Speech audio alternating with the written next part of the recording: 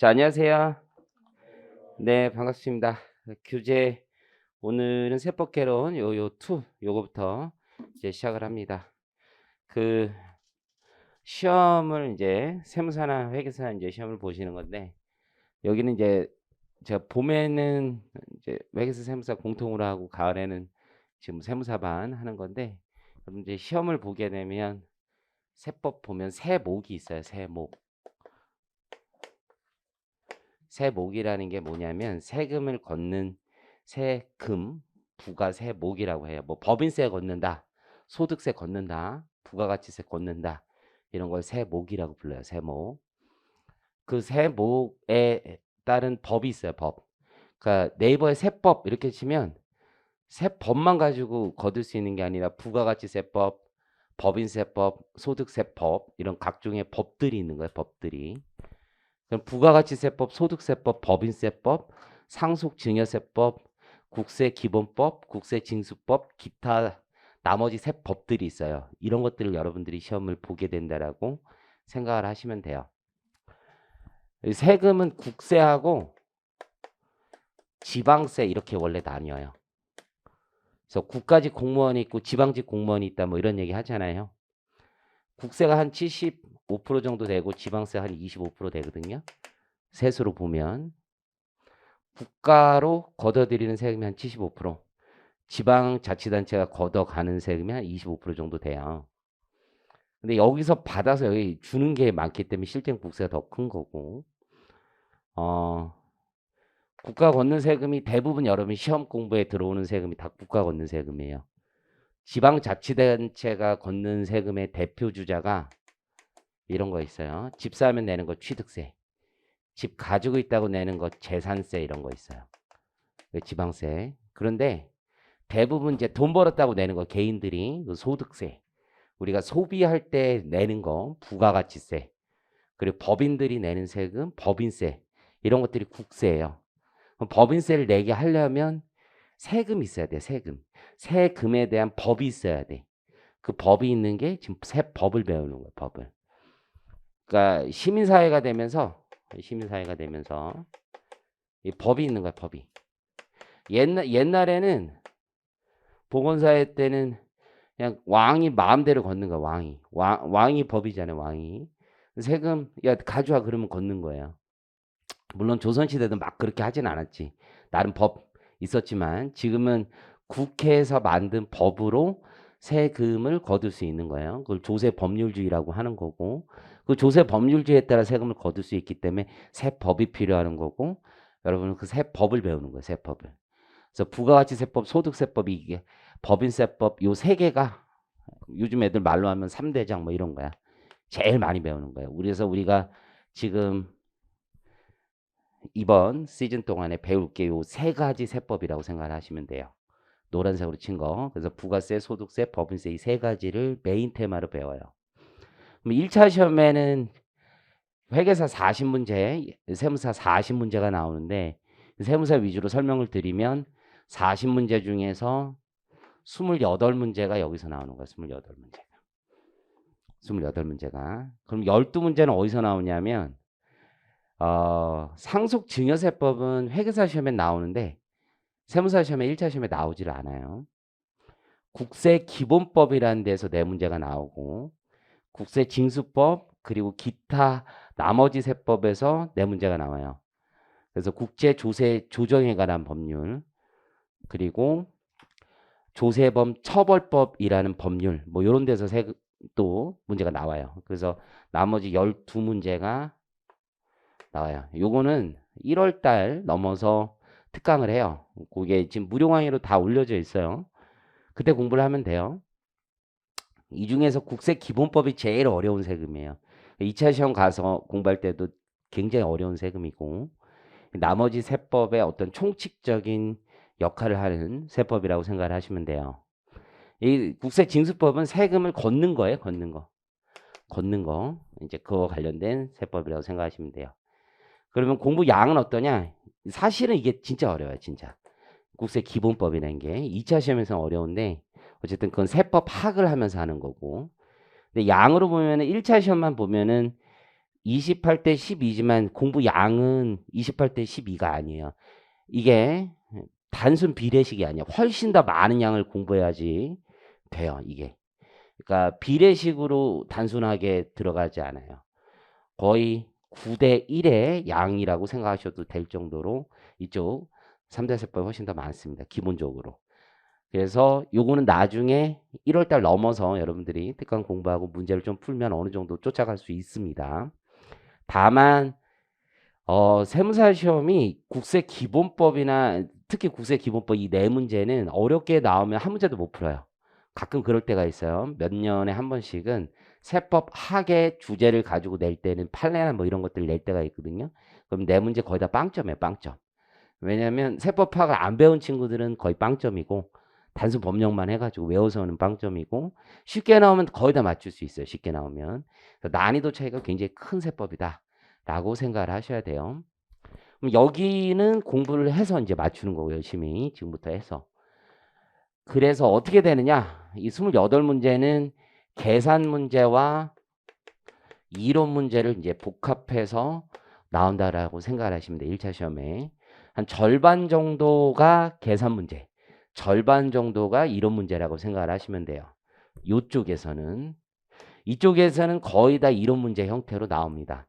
그래서 우리 학생들이 세법을 60점 이상 맞으면 좀 잘한다 라고 하고 100점 중에 40점 넘으면 과락을 넘기 때문에 합격할 수 있어요. 40점 넘으면 40점을 넘기는 건 그렇게 어렵지 않아요. 왜냐하면 여기가 있기 때문에 여기가 있으니까 40점을 넘길 수는 있어요. 그래서 합격을 해봐야 2차 시험 가서 개고생을 하는 거야. 왜냐하면 여기를 잘 못해서도 합격은 가능해요. 세무사 시험이라는 게. 좀 달라요. 회계사 시험은 예를 들면 1차 시험 붙기가 좀 어렵거든요. 좀 어려워요. 이게 상대평가기도 하고 점수가 꽤 높은 점수를 붙어야 되기 때문에. 그래서 세법을 못하고 붙기가 어려워. 1차 시험은. 회계사 시험은. 그런데 세무사 시험에 오히려 세법을 잘해야 되는데 세법을 못하고도 붙어. 그렇기 때문에 영원히 뺑뺑이가 도는 친구들이 많아요. 그래서 여러분들이 처음에 잘하셔야 돼. 처음엔 세법을 잘해야 돼. 그럼 2차 시험으로 넘어가면 어떻게 되느냐? 말씀을 드리면 총 400점 만점이에요. 상대평가고 총 400점 만점. 들어보셨겠지만 그래서 회계학 1부가 있고 회계학 2부가 있고 세법학 1부가 있고 세법학 2부가 있어요. 그래서 100점, 100점, 100점, 100점. 400점 만점이에요. 그래서 꽈락이 40점씩 있는 거고. 꽈락이 회계학 1부에서 꽈락이 나온다 라는 건 없어요. 그런 친구는 거의 없어요. 만약에 회계학 1부에서 꽈락이 나왔다. 이거는 진짜 이건 대단한 사람이에요. 대단한 사람. 공무원분들 빼고는 거의 없다고 보면 돼요. 그거는 뭐 이거는 우리 애들의 영역이 아니야. 이거는 고득점이야, 오히려. 여기서는 꽈락 나와서 떨어지는 거 많아요. 굉장히 많습니다. 여기가 어디냐? 다세법이에요. 여기가 다세법이에요. 여기가. 그래서 회계학 2도 무회계 세법이고 이것도 세법, 이것도 세법. 그러니까 2차 시험에 400점 중에 300점이 세법인 거야. 세무사 시험은. 그러니까 세무사 시험은 세법이야, 다. 회계학 1부가 재무회계하고 원가회계를 조합해서 100점인 거고. 이해하시겠죠? 문제가 쉬울 때, 그러니까 네 과목 다 전부 다 쉬울 때는 회계학 1부가 좀 중요해요. 왜냐면 이게 쉽다면 고득점을 해야 되기 때문에 회계학 1부에서 점수가 잘 나와야 돼. 근데 문제가 어려울 때는 꽈락 넘기는 게 중요할 때는 회계학 2부나 세법학 1, 2부에서 꽈락이 안 나와야 되고 전체적으로 점수가 간당간당 할 때도 여기 회계학 2부나 세법학 1, 2부 점수가 다 잘 나와야 돼요. 기본적으로. 그러니까 세법이 아주 중요한 거예요. 세무사 시험에선. 회계사 시험은 보통 근데 회계사 시험도 세법이 안 중요한 게 아니라 세법의 공부를 제일 많이 해. 그러니까 재무관리 뭐 이런 거 다 어려운데도 애들한테 얘기를 물어보면은 세법의 양이 제일 많아서 공부하는 양이 제일 많아서 투입 시간은 제일 많다고 얘기를 해요. 이제 그걸 좀 생각을 하셔야 되고. 공부할 게 좀 어려워요. 미리 좀 말씀을 드리면 회계학을 공부하는 거하고 세법 좀 공부하는 게 좀 차이가 있어요. 암기는 한계가 있어. 둘 다 어차피 한계가 있는데 어떤 차이가 있냐면 회계학 한 5줄 읽잖아요. 5줄 읽으면 이게 한 줄로 요약이 가능해요. 기본적으로 회계학이라는 거는 5줄 읽어봐야 한 줄이야. 그냥 결국 한 줄로 얘기가 끝나는 얘기야 이건. 근데 세법은 5줄 읽으면 여전히 5줄이야. 원칙이 있고 예외가 있고 다시 거기에 예외가 있어. 그러니까 한 줄 한 줄 한 줄이 그대로 다 살아있는 상태로 남아있어요. 그러니까 양이 기본적으로 많아요. 같은 한 페이지가 아니야.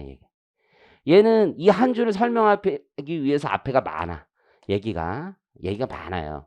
근데 얘는 교과서 자체가 한 줄 한 줄이 다 압축이야 실제로. 그러니까 이게 양이 많은 거야. 그런 생각을 하셔야 돼. 그러니까 양 자체가 많아요. 어쩔 수 없어요. 그러니까 버텨내는 거고 이게 그걸 좀 잘 생각하셔야 돼.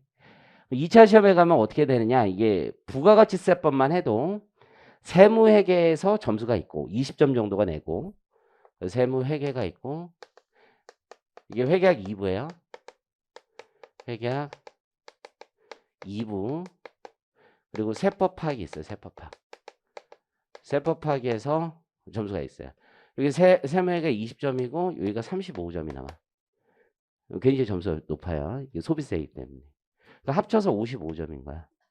여기서 30점 나오고 여기서 30점 나와요. 여기서 30점, 여기서 50점이야, 50점. 여기서 30점. 그죠? 총 400점 중에 법인세가 80점을 먹는 거예요. 그러니까 굉장히 양이 많은 거예요. 상속증여세법도 세법화에서 20점 여기서 나와요. 근데 20점이지만 이해하는데 되게 오래 걸려. 그리고 계산을 안 한 상태에서 또 하기 때문에 조금 오래 걸려요. 그래서 요거 같은 경우는 기본 강의를 사실은 들어야 되는데 세법학을 바로 듣기 때문에 좀 어려운 부분이 있어요. 그래서 이번 주 토요일부터 내가 이게 무료 강의 하는데 그거 동영상 올려놓거든요. 그런 거 들으시면 조금 많이 도움이 돼요. 이것도 여기서 20점밖에 안 나오지만 이게 다 연결이 돼요. 여기랑. 그래서 이게 되게 어려워요. 이해하셨죠? 그리고 기타에 이제 또 뭐 지방세 이때 배우는 거야. 지방세. 이해하셨죠? 그리고 개별 소비세 뭐 이런 거 있어요. 조세 특례 제한법 이런 것들 배웁니다. 그러니까 양이 세법이 해야 되는 게 많고 근데 결과적으로 보니까 지금 기본 강의 때 배우는 인마들이 근간이 된다는 거야. 근간이. 법리나 여러 가지 제도들이 근간이 되는 게 법소부 이 세 가지가 가장 근간이 된다라는 걸 잘 기억을 하셔야 돼요. 그렇죠? 자, 그러면 이제 시험이 뭐가 나오는지는 대충 알게 된 거고 넘어가서 자, 세법을 배우는 거예요. 우리가 세법. 그 여러분들이 저하고 이제 공부하면 좀 다른 게 뭐냐면 이게 세법 교과서가 있잖아요. 우리 교과서. 세법을 잘하는 방법은 뭐냐면 꿋꿋하게 하는 거예요. 뭐 대단한 게 없어요. 공부하는데 왕도가 있거나 뭐 대단한 게 있지 않아요. 세법을 보면 이제 요약서를 보고 싶은 욕구가 되게 많이 생겨요. 얇은 거, 짧은 거. 이거 보면 뭔가 될 거 빨리 짧은 시간에 뭔가를 이뤄내고 싶은 인간의 욕구가 다 있죠. 생각을 해봐요. 적은 시간을 투입해서 많은 극대 효과를 낼 수 있다. 자체가 말이 안 되는 거예요. 기본적으로. 그 말이 안 되는 걸 이루고 싶은 게 인간의 욕구거든요. 그렇죠? 나만 잘 되고 싶은 거죠. 나만 적게 하고 싶고 나는 적게 해서 많은 효과를 이루고 싶다. 말도 안 되는 행위를 하려고 하는 것 자체가 말이 안 되는 거예요. 내가 보기에는. 그냥 내가 원하는 건 동일한 노력을 했는데 남들보다 적은 효과만 안 보면 되는 거예요. 그죠? 그런 생각을 가지고 인생을 대비하고 사는 거지. 나는 적게 하고 많은 걸 뭐 얻겠다. 뭐 이렇게 처음부터 이렇게 나쁜 마음으로 살아요. 그죠? 그렇잖아요. 여러분들. 우리 좋은 마음으로 살아야지. 인생은 나는 하나를 넣었는데 10개를 얻고 싶고, 남은 10개를 얻었는데, 10개를 넣었는데 하나만 얻어가야 되고, 그 자체가 별로 좋은 마음은 아닌 것 같은데. 안 그래요? 내 생각은 그런데. 그렇잖아요. 그러니까 적게 공부하고 많이 얻겠다. 이거 자체가 잘못된 거예요, 기본적으로.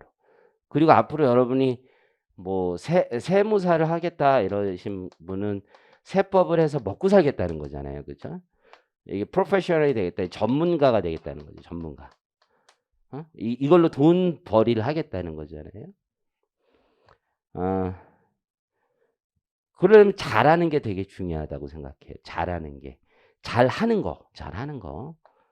그게 제일 중요해요. 그렇기 때문에 이게 논리적으로 생각하고 잘하는 게 중요해요. 잘하는 걸 늘 생각하시는 게 더 좋아요. 그래서 너무 요약서 이런데 집착하지 마세요. 이 표준교과서에 표준교 내가 쓰지는 않았지만 제일 많이 보면 대학교에서 교수님들이 요걸 생각하고 문제를 낸다고 생각하시면 돼요. 요 책이 나쁘지 않은 이유가 뭐냐면 뭐 베스트라고 생각하지는 않아요. 베스트는 법전이에요. 법전. 세법전이 최고야. 법전 그 자체가 가장 좋아. 그거보다 더 좋은 건 없어. 근데 여러분이 셀프로 그걸 읽을 능력이 많이 안 되기 때문에 이걸 보고 참고하는 것 뿐이에요. 그래서 여기에 있는 내용을 찾아서 보는 게 제일 좋고 2차 시험까지 이 책을 계속 보는 게 베스트입니다. 매년 세법이 개정이 돼요. 개정되면 아끼지 말고 이게 내가 쓴 게 아니라서 내가 과감하게 얘기하는데 매년 사시는 게 좋아요. 매년. 책 옮겨서 쓰고 하는 게 제일 좋고 찾아보는 거. 그래서 계속 보시는 게 이거 손에 놓고 계속 쥐고 있으면 무조건 합격합니다. 무조건 합격하니까 걱정하지 마시고 이거를 계속 들고 있는 거야. 2차 시험까지. 그러면 100% 합격합니다. 이제 제자 중에 맨 처음에 내가 가르쳤던 제자 중에 운동만 했던 친구 있는데 그 친구가 내 시키는 대로 하거든요. 그래서 지금도 잘 지내는데 이 책을 끝까지 봤어요. 끝까지 보고 그냥 모르면 늘 찾아보고 그러면 되는 거예요. 그러면 항상 그런 생각을 가지시면 돼요. 대신에 제가 꼭 알려드리고 싶은 것 중에 하나가 지금 우리 같이 다운을 받아서 법전을 찾는 법을 배워볼 거예요. 법전. 세법전을 자기 셀프로 찾을 수 있으면 되게 좋아요. 그래서 세무사 공부하는데 적어도 세법전을 자기가 찾지도 못하고 보지도 못한다. 그러면 그건 되게 심각한 거야. 심각한 거. 그 때문에 국세법령정보센터가 있어요. 한번 앱에서 다운받을 수 있어요. 다운 한번 받아보시겠어요? 국세법령정보센터 앱에서 다운받으시면 돼요. 국가법령정보센터를 가셔도 되고 국세법령정보 시스템으로 가셔도 되고 저는 사실 그걸 안 보고 이제 유료 사이트를 보긴 하는데 다운을 한번 받으시고 받았어요? 이제 세법을 보면은 세목입니다. 부가가치세법 여러 가지 세법이 있거든요. 그 법은 어떻게 만드냐면 국회 있죠. 국회. 그렇죠? 여러분들이 무시하는 국회의원들이 우리의 대표예요. 대표.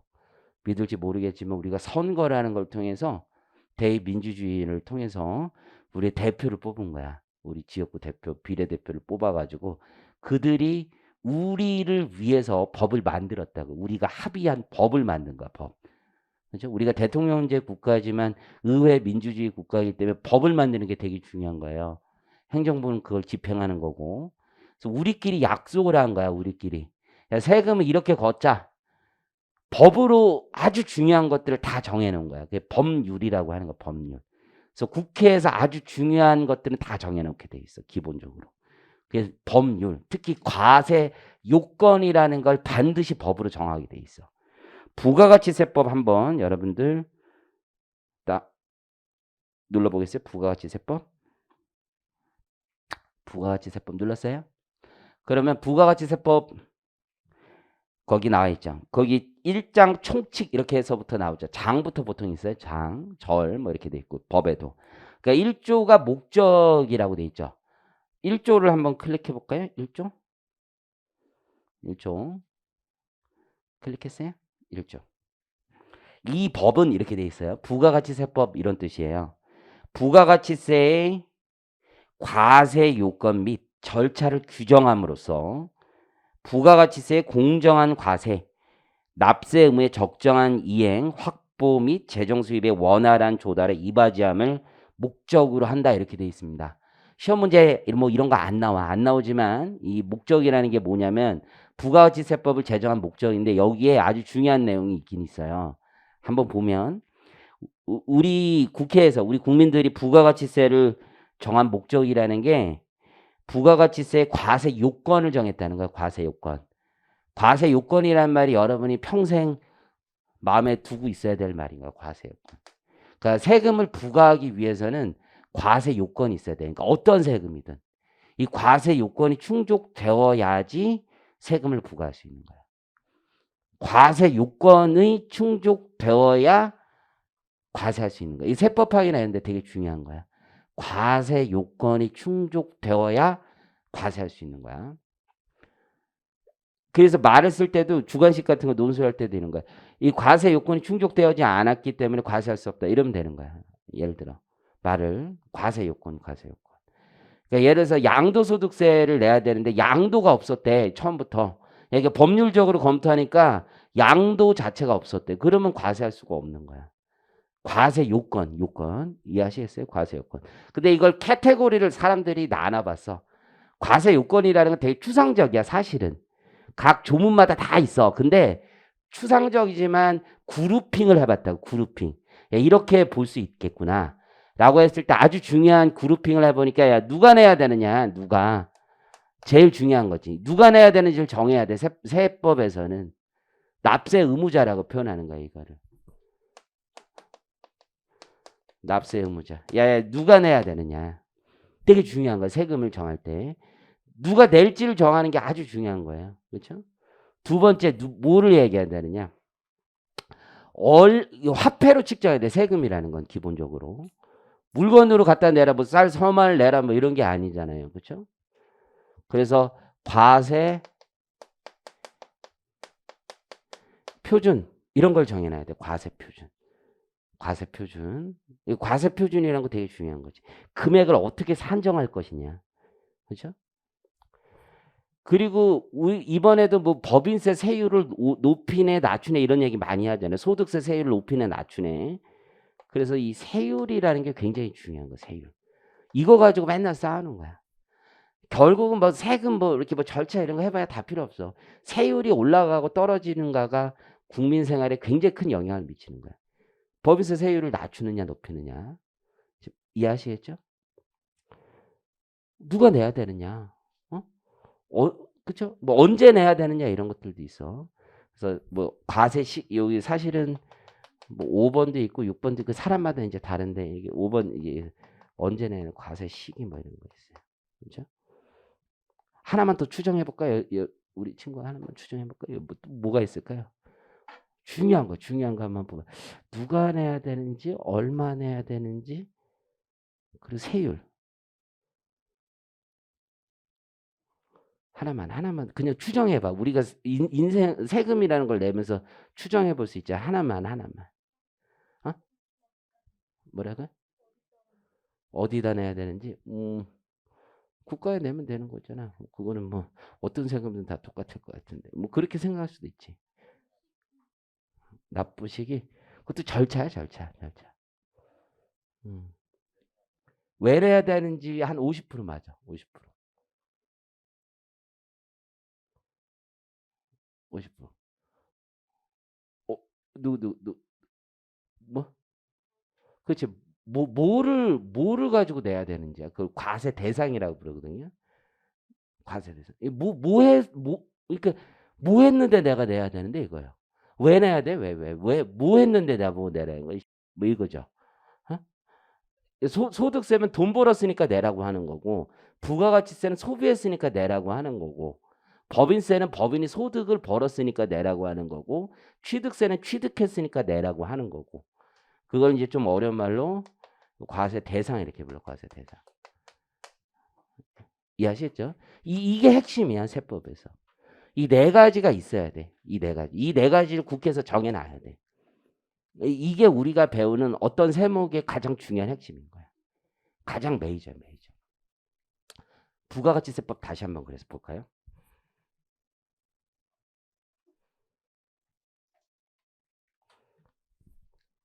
4조 한 번만 봐봐. 4조. 4조. 3조, 4조. 3조에 뭐가 있어? 납세 의무자가 있을 거야. 부가가치세법. 3조에 아주 중요한 납세 의무자를 써놓고 4조에 과세 대상을 써놨을 거야. 그죠? 29조가 봐. 29조. 29조가 보면은 과세 표준 써놨을 거야. 과세 표준. 그죠? 30조 가면 세율 써놓지 않았나? 30조 가면? 그죠? 그 네 가지가 핵심이야. 그래서 조에서. 그게. 지금 의미 이해하셨어요? 그걸 부가세법에서 핵심으로 삼는 거야. 나머지는 절차. 그리고 그걸 보완하는 것들이야. 기본적으로. 의미 이해하셨죠? 이게 어느 세법이든 이 메이저 네 가지를 법에서 정해놓고 다 국회에서 정해놓은 거야. 의미 이해하시겠죠? 이게 우리가 배우는 거야, 이게. 야, 그러면 국민이, 여러분, 원래 세법전이라는 게 원래 어려우면 안 돼. 이게 어려우면 이게, 생각을 해봐. 국민이, 이게 여러분 잘 생각해봐요. 우리 국민들이 이걸 읽고, 자기가 이걸 읽고, 야, 이거 보고서 내가 세금 얼마 낼지 알고 있어야 될 거 아니야. 내 경제 활동을 하는데 이걸 보고 내 세금을 내가 계산할 수 있게 만드는 게 당연한 거 아니에요. 당연한 거야, 원래. 그래야지 내 경제 의사결정을 하고 뭐 그러는 거 아니야. 뭐 대단한 게 아니야, 여러분들. 그래야 맞는 거야. 그게 이것만 읽고도 내가 양도세도 계산할 수 있어야 되고 정상적으로 한글 읽고 경제적 사고를 할 수 있는 사람이면 국민의 대다수가 이것만 읽고 할 수 있어야 그게 정상적인 거야. 그렇지 않겠어요? 대단한 게 아니어야 돼, 원래. 그렇지 않겠어? 당연한 거 아니야? 대충 특별한 사정이 없는 한은 읽고 알아야 되는 게 세금이야. 세법이고. 그게 정상적인 거야. 왜 어려워야 돼? 저는 세무사 공부하니까 이게 어려워야 제가 밥 먹고 사니까요. 그런 생각을 버려. 그러면 안 되는 거야. 그게 이상한 거야, 이상한 거. 근데 이게 더럽게 어려워. 내 친구 변호사 애들이 있거든. 변호사 친구들한테 야, 너 요즘에 뭐 하고 사냐? 그러면 무슨 세법 뭐 법률 너 전공이 주로 뭐냐? 서초동에 있는 친구들한테 보면 난 다지 다 해. 세법 빼고. 그러거든. 세법이 그만큼 어려워. 되게 어려워, 기본적으로. 두 가지 이유가 있어. 첫 번째는 용어가 조금 어렵고, 두 번째는 세법이라는 게, 세금이라는 게 경제생활의 끝판왕이야.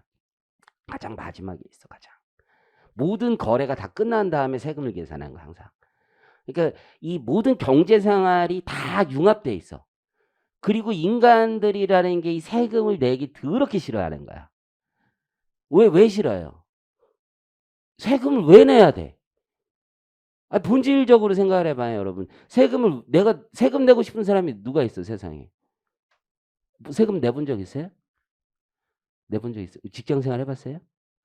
그럼 세금을 내면서 왜 낸다고 생각을 해요? 뭐 시비 거는 거 아니에요? 왜 낸다고 생각해, 왜? 소득이 있으니까, 착하네. 굉장히 착하네. 나는 세금 내면서 막 6밖에 안 나오는데? 국가가 나한테 해준 게 뭐가 있는데 나한테 이렇게 세금을 걷어가. 세금을 한마디로 얘기하면 뭡니까? 삥. 국가가 왜 나한테 세금을 걷어가? 국가가 나한테 해준 게 뭔데? 이런 생각을 갖는 거야, 누구나. 그렇잖아. 왜 걷어가, 이 새끼들 나한테. 물론 다리 놔주고 길 닦아주고 뭐 이렇게 생각할 수도 있지. 근데 그걸 왜 나한테 걷어가? 쟤한테 걷어가지. 왜 유독 나한테. 왜 나한테 걷어가냐고 화가 나는 거야. 이게 인간이라는 게 다 그런 거예요. 그렇잖아. 그러니까 사람은 다 내기 싫어하는 거야. 내가 낸 만큼 혜택이라는 걸 일도 받지 못하기 때문에 그래. 간접적으로 받지 직접적으로 안 받아요, 이게. 그런 생각 별로 안 해. 특히 우리나라는 별로 그런 생각 안 해요. 그러니까 사람들이 세금 내고자 하는 욕구가 없어. 그러다 보니까 조세 회피 행위라는 걸 어마어마하게 하게 돼 있어요. 짱구를 굴린다고 어떻게든 세금 안 내고 싶어 하는 거야. 그런 행위들이 축적되다 보니까 이 세법이라는 게 자꾸 발전하게 돼 있는 거야. 발전이라는 게 좋은 방향이라는 게 아니라 사람들의 어떤 조세 회피 행위를 사전적으로 방지하고 그죠? 그런 행위를 사전적으로 차단하고 야 이런 행위가 있을 땐 우리 다르게 보겠다라고 자꾸 의제하고 간주하고 뭐 이런 규정들이 무수히 발전하게 돼 있습니다. 즉 민사상의 어떤 행위를 세법은 다르게 보는 거야. 세법은 민사상의 행위와는 전혀 다른 식으로 보는 규정들이 어마어마하게 많은 거야. 그죠? 그게 세법 단순 계산보다는 세법학이나 이런 데는 되게 많아, 되게. 생각해야 되는 규정들이 많아. 그게 진짜 고급 세법이야, 고급적인 거야. 야, 이거 단순 계산하고는 많이 달라. 야, 민사 행위는 이렇게 보지만 사법상의 권한은 이렇게 보지만 세법은 이렇게 본다. 이런 것들이 진또백이야, 진짜 어려운 것들. 그게 재밌는 거야, 진짜로. 이해하시겠죠? 그런 세상들이 있단 말이야. 그러다 보니까 어려운 거야, 그러다 보니까. 여기까지 이해하시겠죠? 어쨌든 세법은 복잡해. 어려울 수밖에 없어. 그래서 단순해야 되는데 조금 어렵지. 그러다 보니까 세법이 조금 추상적으로 쓸 수밖에 없어. 조금 추상이야. 이것도 야 이러면 저러고 저러면 저러고 이거를 아주 구체적으로 쓰기에는 포섭하게 구멍이 너무 숭숭숭숭 있어. 그리고 대한민국의 언어라는 게 우리 국어라는 것 자체가 되게 불명확해요. 이렇게 머리 좋은 우리 세종대왕이 잘 만들어 놓으셨지만 우리 태생적으로 말이 그거 아이가 뭐 이런 식이야. 명확하지가 않아. 뭐 불어나 영어 이런 거들처럼 이렇게 뭐 엄청 정확한 단어를 우리가 구사하지 않아요. 그렇기 때문에 우리가 먹고 살 수 있는 길이 많이 있어. 세법이 아무리 여러분 정교해도 단어가 명확하지 않기 때문에 먹고 살 수 있어요, 우리가. 그런 생각 안 해봤는데 일본 세법이 되게 정교하거든. 그래서 일본에서 세무사님들이 먹고 살기가 조금 힘들어. 명확할수록 먹고 살기가 힘들어. 언어 자체가 명확하지 않을수록 길은 많이 열려 있어. 싸움이 있어야 우리가 먹고 사는데 싸움이 많은 언어야. 우리 언어 자체가. 축복받았어요. 기본적으로. 자, anyway. 그러면 몇 개 더 볼게. 지금 법이라는 게 뭔지 봤다고 하고 조문을 좀 볼게요. 조문에서 이런 게 있어요. 구조 한번 볼까? 구조? 예를 들어서 구조를 보니까 잘 모르겠는데 구조는 좀 어려운 조문 같고 이렇게 볼게. 3조 같은 걸 볼게. 3조도 너무 쉬운 조문을 찾으려도 쉬운 조문이 없어. 쉬운 점. 이게 좋겠다. 미안해. 2조부터 보면 되게.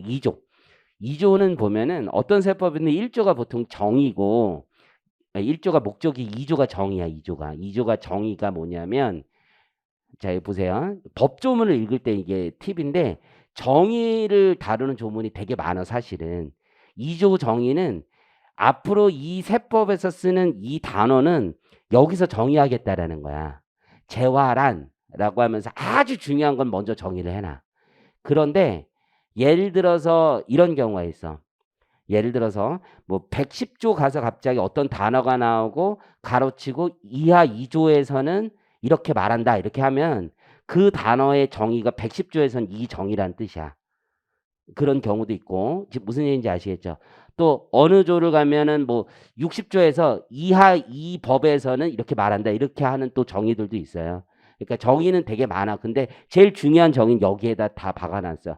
제일 중요한 정의는 지금 그런 개념이고 나중에 또 여러 번 볼 일이 있고 한번 볼게요.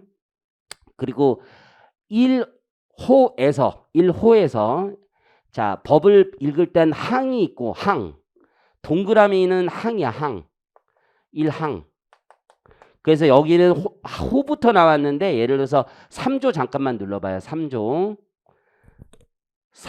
하면은 3조 누르면 동그라미가 나오죠. 동그라미 그걸 3조 1항이라고 읽는 거예요.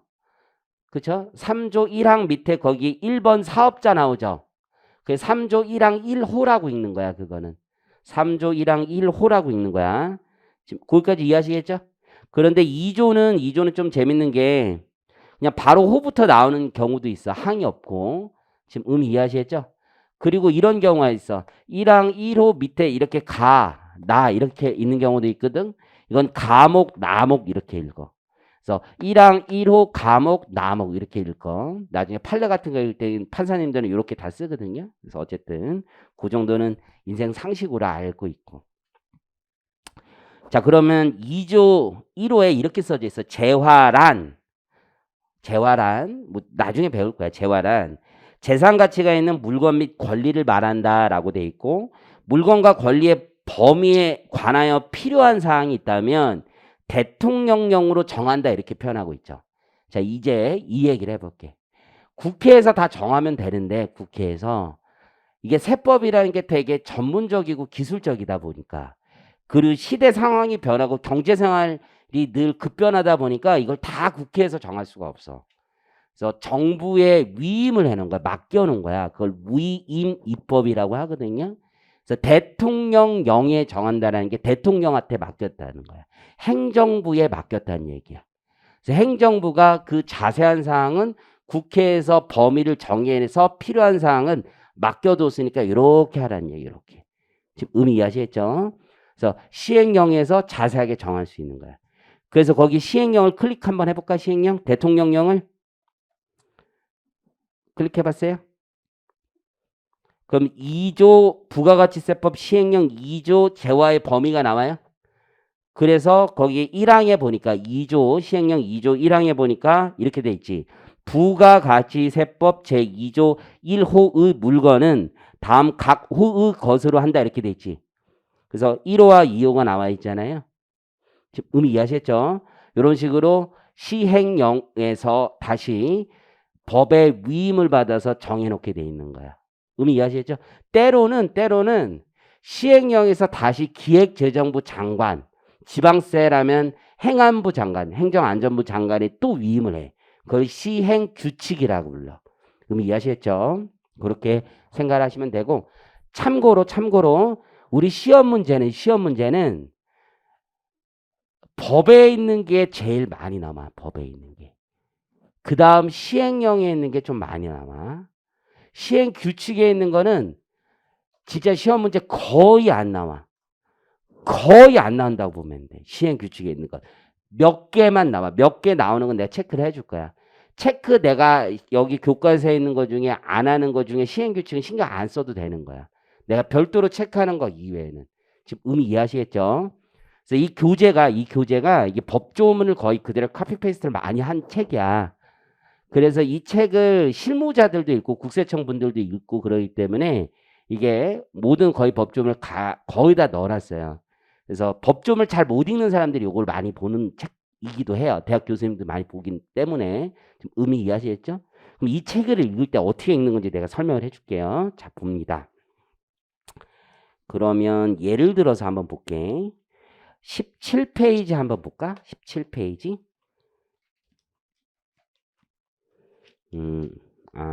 15페이지부터 볼게. 15페이지. 15페이지. 이제 뜻을 한번 보는 거야. 15페이지에 그 납세 의무자라고 돼 있잖아요. 그쵸? 그리고 납세 의무자에 이렇게 돼 있어요. 사업자 또는 재화를 수입하는 자는 부가가치세를 납부할 의무가 있다. 그리고 옆에 치고 부가법 3 동그라미 1 4 이렇게 돼 있지. 이 뜻이 뭐냐면 부가가치세법이란 뜻이야. 법 3조 1항 제4호에 적혀져 있는 내용이다. 이 뜻이에요. 이해하셨죠? 그러면 이건 법에 있는 내용이란 뜻이야. 법에 있는 내용. 여기까지 이해하셨죠? 중요한 내용인 거지. 오케이? 다음 페이지 넘어가 볼게. 예를 들어서 17번 가볼게. 17번. 17페이지. 예, 세부사항 있죠. 세부사항. 세부사항에 거기 하나, 둘, 셋, 네 번째 줄에 보면 가로치고 부가칙 2 동그라미 3 보여요? 이건 대충 무슨 뜻이겠어? 부가가치세법 시행규칙이란 뜻이야. 2조 3항 단서에 있는 규정이라는 거야. 단서. 단서라는 게 뭐냐면 한번 읽어볼까? 부가가치세법 시행규칙 한번 찾아볼까요? 시행규칙. 근데 그 시스템이 왜 오류야? 법을 읽을 땐 본문과 단서 이렇게 나뉘거든요. 인터넷 문제 있어? 내 거 안 돼.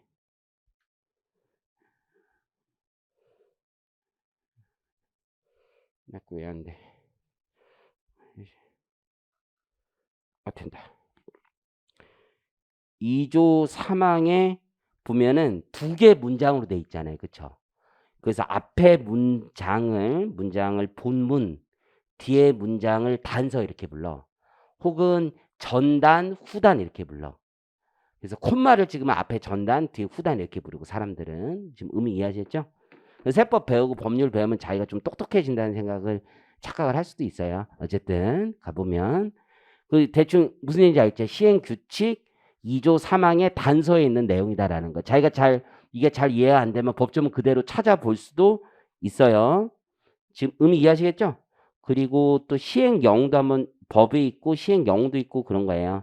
예를 들어 19페이지 한번 보면 19페이지에 맨 아래 하단에 주석 잡혀 있는 거 보이죠? 그리고 거기 맨 끝에 부가령 8 동그라미 7 보여요? 이건 무슨 뜻이겠어? 부가가치세법 시행령 8조 7항에 있는 내용이다 라는 뜻이겠죠. 의미 이해하시겠죠? 자, 또 추가적으로 이런 설명을 드릴게요. 16페이지 잠시 가보시면 16페이지 가보시면 이런 얘기가 있어. 양가로 1번 밑에 반가로 1번 보이죠? 양가로 1번 밑에 반가로 1번 재화 또는 용역에 공급되어 있고 그 문단 가장 하단에 보면 가로치고 부기통 3-0-2번이라고 돼 있지. 이게 무슨 뜻인지 설명을 해줄게. 부가가치세법 기본 통칙의 약어야. 부기통은 부가가치세법 기본 통칙이라는 거야. 통칙. 우리는 16페이지 양가로 1번에 반가로 1번이 있어.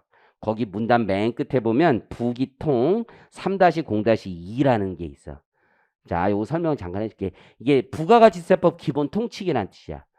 통칙이라는 게 뭔지 잠깐만 설명을 드리면 통칙은 법이 아니야. 법이 아니고 행정부 내에서 자주 묻는 질문에 대한 행정 해석이야. 행정 해석.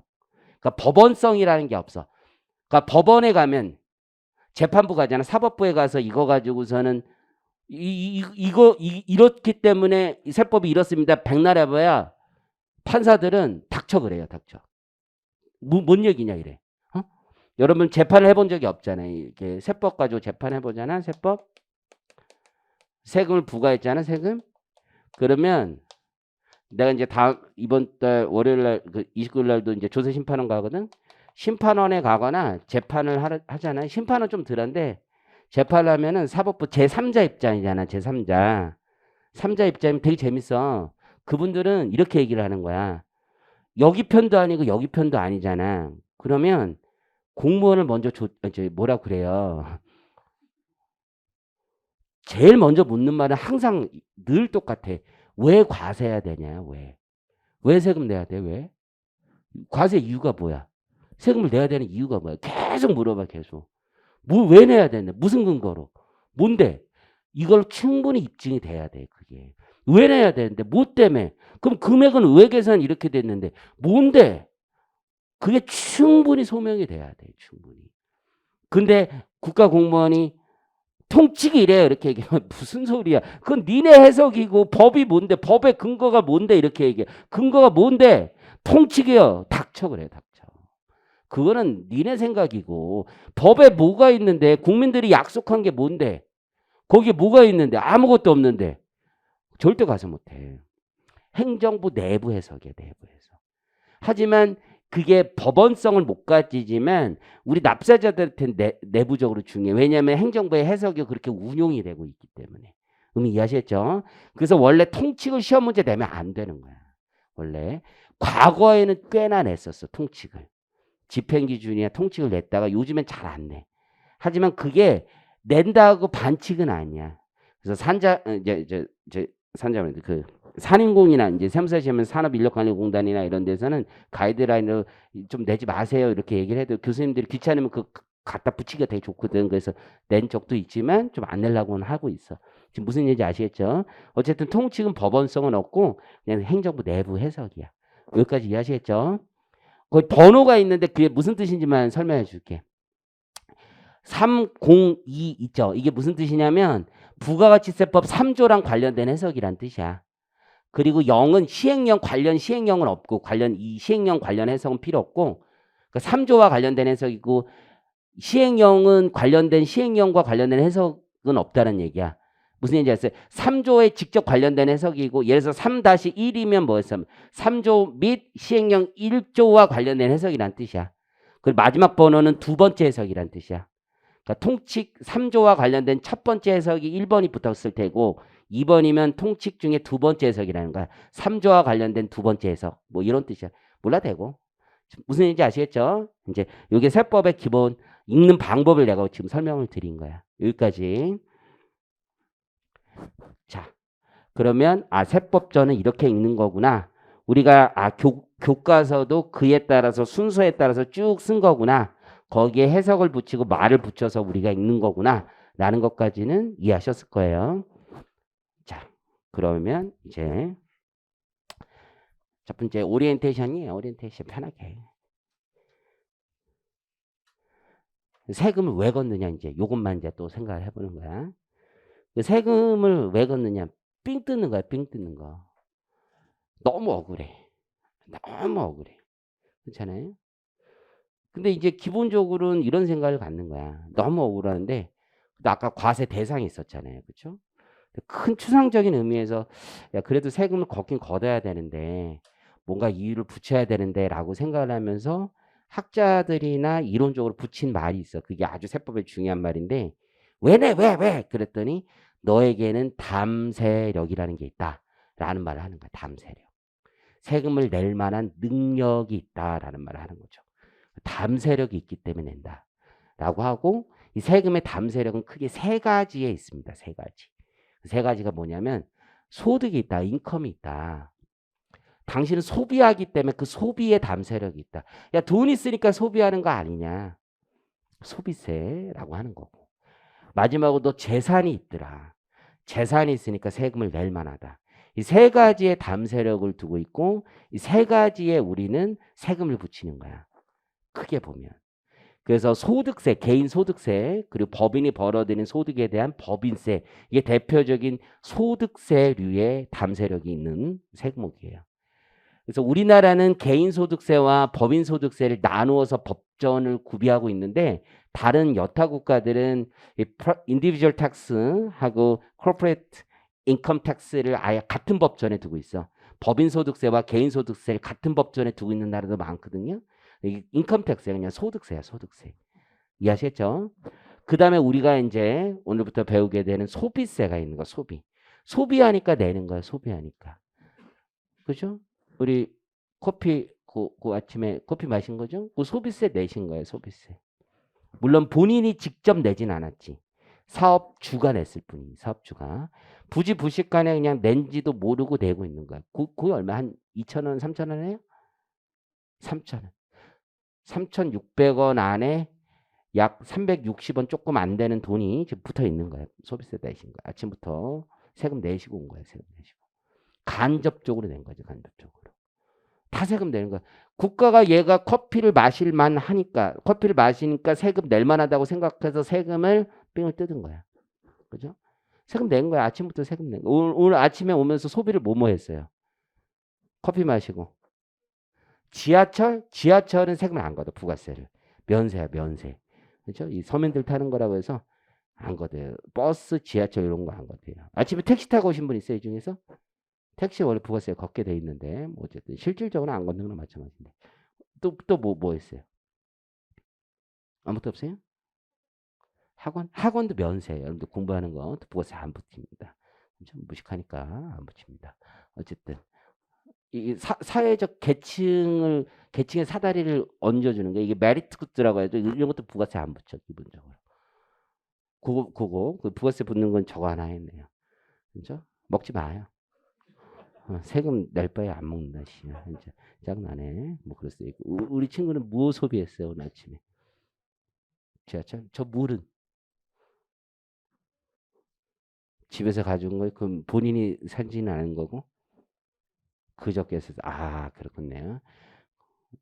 이거는 이제 세금에 낸 시점에 대한 얘기인데 그저께 세금을 낸 것이냐 오늘 낸 것이냐 소비 지출한 때냐 현금주의냐 아니면 진짜 그거냐 문제인데 그렇습니다. 이 친구는 오늘 뭘 소비하셨나요? 그거? 요거? 커피? 커피. 커피. 어쨌든 소비세, 소비세. 소비에 대한 세금 이런 게 있습니다. 이해하시겠죠? 이게 어마어마한 소비인 거지. 재산이 있다고 세금을 낼 수도 있어요. 대표적인 게 취득세야, 취득세. 집 사요. 국가가 보는 거 지방자치단체, 엄마 집을 사? 돈 있네. 그 세금 내라 이거예요. Congratulation! 세금 내라. 세금 내라. 이거예요. 요즘에 이제 다주택자 이러면 취득세 세율이 되게 높거든요. 조정지역에. 조정지역이라고 들어봤지, 조정지역. 그러니까 조정지역이라고 있어. 투기를 막 하고 막 이런데 집값이 비싸고 막 이런 데들 조정지역. 국가가 이제 이런 데 사지 마라. 비싸니까 사지 마라 이런 데 있어. 조정지역. 처음에는 조정지역이 몇 군데 없었어. 근데 투기 강풍이 보니까 막 조정지역이 있어. 우리나라 인구가 5천만 명 정도 되잖아요. 조정지역에 몇만 명이 사냐면 4천만 명이 살아. 뭐가 조정지역인지 모르겠어. 나는 4천만 명이 사는데 조정지역을 해놓으면 뭐가 뭐 어쩌자는 거야. 나 이해가 안 되는데 어쨌든 간에 조정지역에서 주택을 두 채 산다. 그럼 취득세가 8%야 8%. 세 채 산다 그러면 12% 이래. 응? 세금 많이 내라는 거지. 이해하시겠죠? 주택을 사면 막 취득세 막 엄청 붙는 거야. 1주택자는 뭐 3% 정도 2% 1% 이렇게 붙게 돼 있어. 일단 재산을 가지고 계세요? 그냥 보유하고 있다는 이유로 재산세를 내는 거야. 좀 많이 가지고 계세요? 종합부동산세라는 걸 내는 거지. 재산에 대해서 붙는 거예요. 캐피탈 게인에 대해서 낼 수도 있지. 그게 소득이냐 재산세냐는 약간 쟁점은 있지. 캐피탈 게인이 뭡니까? 이게 내 자산을 보유하고 있다 양도를 해. 그럼 보유 이익이 생길 거 아니야. 그 보유 이익에 대해서 과세할 수 있지. 그게 소득이냐 재산에 대한 세금이냐는 약간 쟁점은 있지만 둘에 다 성격이 있는 거지.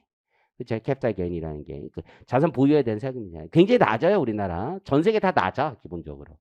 내가 열심히 일해서 번 소득에 대한 세금이 더 커.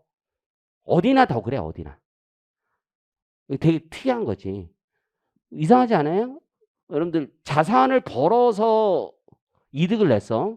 그러니까 내가 가만히 일을 안 하고 불로소득이라고 하잖아. 불로소득. 어? 불로소득을 통해서 벌어들인 소득에 대한 세금이 개고생해서 벌어들인 근로소득보다 세율이 더 낮아. 좀 이상하다고 생각이 안 들어? 더 이상하지 않아요? 이상해? 아니면 본인 동의합니까? 이상하죠? 응? 그 책 봤어요? 그 스키, 그 기요스키, 그 부자 아빠, 가난한 아빠 뭐 이런 책 보신 적 있어요? 그 책 보신 분? 한 두 사람밖에 없어요? 여러분 책을 안 읽군요, 기본적으로. 공부를 못하는 이유는 별게 아니에요. 국어를 못해. 국어를 보면은 책 읽는 걸 보면은 이게 난독증에 빠져 있고 첫 번째 이렇게 여러분들 이렇게 나한테 질문하는 걸 보면 난독증이 약간 있더라고. 글을 잘 못 읽어 글을. 성격이 급해서 그러신지 요즘 우리 아들 종민이도 보면은 난독증이 약간 있는 것 같은데 이거를 많이 봐서 그러신 것 같아요. 요즘 친구들이 이걸 많이 보니까 뭐 이렇게 읽잖아요. 이렇게 빨리 너무 빨리 읽는 것 같아. 이게 천천히 읽으면 되는데. 거기에도 나와요. 이게 부자가 되는 사람 이게 크게 4개 계층으로 나누거든 인간을. 사람을 4개 계층인데 열심히 노동하는 사람 그리고 프로페셔널 계층이 있어. 요 계층이 부자 되기가 좀 힘들어요. 전문가 집단들도 부자가 되기 힘들어. 노동으로 돈을 버는 건 힘들어. 근데 이제 레버리지 계층이 있어. 레버리지 계층이 뭐냐면 그다음 계층인데 이제 내가 사업을 하는 거야. 그 레버리지는 다른 사람을 이용해서 돈을 벌기 시작하는 거지. 세무사님들도 직원이 생기면 사업을 하는 거야. 이게 기본적으로. 그 때문에 애들 앵벌이 시켜서 이제 돈을 버는 거지. 기본적으로. 그래서 이제 돈을 버는 거야. 그 다음에 이제 자산 투자를 해서 돈을 버는 거야. 내 주주가 돼서 돈을 번다든가. 기본적으로 그게 자본주의에 편승하는 거거든요. 이쪽 사람들이 오히려 세금이 낮아. 기본적으로. 이쪽이 세금이 높아. 자본주의가 되게 특이해. 이쪽이 기득권이 더 많아서 그런지 세제 자체가 그래. 이게 우리나라만 그런 게 아니야. 전 세계 다 그래. 그래서 부자 아빠 거기에서도 야 이쪽이 세금이 훨씬 더 유리하다 이런 얘기를 굉장히 많이 해요. 되게 이상하지만 이쪽이 유리하다. 네가 돈 벌고 싶으면 세후 소득을 늘려야 될 텐데 이쪽에 편승하는 게 모든 측면에서 유리하다 이렇게 얘기하거든 실제. 100% 동감합니다. 세법을 많이 해본 사람으로서 캐피탈 게인이 어느 나라나 유리해. 어느 나라나. 기본적으로. 양도소득세 1세대 1주택 비과세 조항 이런 거 말도 안 되는 조항이라고 생각합니다. 저 개인적으로. 야 1세대 1주택 비과세. 그런 얘기 하거든. 한 집 한 채를 가지면 비과세를 해준대. 왜? 거주 이전의 자유를 위해서 그렇대. 다른 집에 이사 가려면 그 세금을 내면 이사를 못 간대. 그러면 무주택자는 개고생해서 열심히 벌어. 그럼 그 집을 사기 위해서는 근로소득이 생기고 근로소득에 대해 세금을 졸라게 걷어. 그럼 얘는 평생 무주택자로 살라는 얘기밖에 안 되는데 그렇게 치면 얘는 집 가지기 전에 그러면 근로소득에 대해서 면세를 해줘야지. 그 논리라면 말도 안 되는 논리예요. 1세대 1주택 비과세가 어딨어. 말도 안 되는 논리지. 전 세계에서 1세대 1주택 비과세 해준 나라는 없어. 존재하지가 않아. 어떻게 해주냐면 미국은 20만 불 공제를 해줘. 공제. 비과세가 아니라 소득 공제를 해주는 방식이라고. 그게 마땅한 방식인 거고. 그런 제도가 존재하지 않아. 그러니까 이 자체가 뭔지 잘 모르겠지만 어쨌든 뭐 예전부터 있었던 얘기야. 그래서 그런 제도 자체가 뭐가 유리한지 모르겠지만 이게 기본적으로 여러분 나중에 세법을 배우면 알겠지만 야 이게 굉장히 유리하구나 이런 생각을 많이 해. 이게 제도 자체가. 그래서 제도 자체가 유분리를 떠나서 저도 옛날엔 많이 억울해하고 막 그랬지만 요즘은 그런 생각을 해요. 예전부터 억울하다 막 이게 잘못됐다 이런 생각을 했지만 요즘은 잘못됐으면 이용해야지 이런 생각 어쨌든 간에 anyway 그런 생각 많이 하는데 이해하시겠죠? 이렇게 하시면 돼. 그래서 세 가지 정도가 우리의 세금의 담세력이라는 거 잘 기억을 하시고 그중에 첫 번째 우리가 배울 게 소비에 대한 세금, 소비를 이제부터 배울 거고 그 첫 번째가 부가가치세야, 부가가치세. 참고로 말씀을 드리면 부가가치세가 이게 저희 이제 회계법인이나 세무법인에서 굉장히 이게 돈 많이 벌었어. 특히 회계법인들 돈 많이 벌었는데 경종 청구해가지고 세금 잘못 낸 거 돌려받아서 돈 많이 벌었는데 그 출발에 세금을 왜 이제 잘못 냈다고 생각을 했냐면 되게 단순해. 소비세라는 생각이야 다. 회계학적인 관점 이런 걸 다 버려야 돼. 내 소비세부터 하는 게 이게 여러분 회계학 아직 잘 모르잖아요. 물론 잘 모르더라고. 계속 배워서 잘 모르는데 어쨌든 회계학적인 관점이 없어요. 이게 소비세라는 게 소비야 소비. 되게 단순한 거야. 소비자가 내야 되는 세금이야 본질적으로. 걷는 것만 사업자가 걷어. 회계학적인 관점을 싹 버리고 걷어내고 소비세라는 관점에서 되게 출발을 하면 돼. 그래서 나도 이제 일할 때 소비세이기 때문에 항상 뒤에서부터 생각을 하거든. 소비자가 내야 되는 거냐. 소비세가 몇 번 거쳤냐. 이런 생각을 되게 많이 해서 하면 오히려 쉽습니다. 실제. 그래서 일단 오리엔테이션 이 정도 하고 우리 쉬었다가 부가세 초반부터 해보도록 하겠습니다.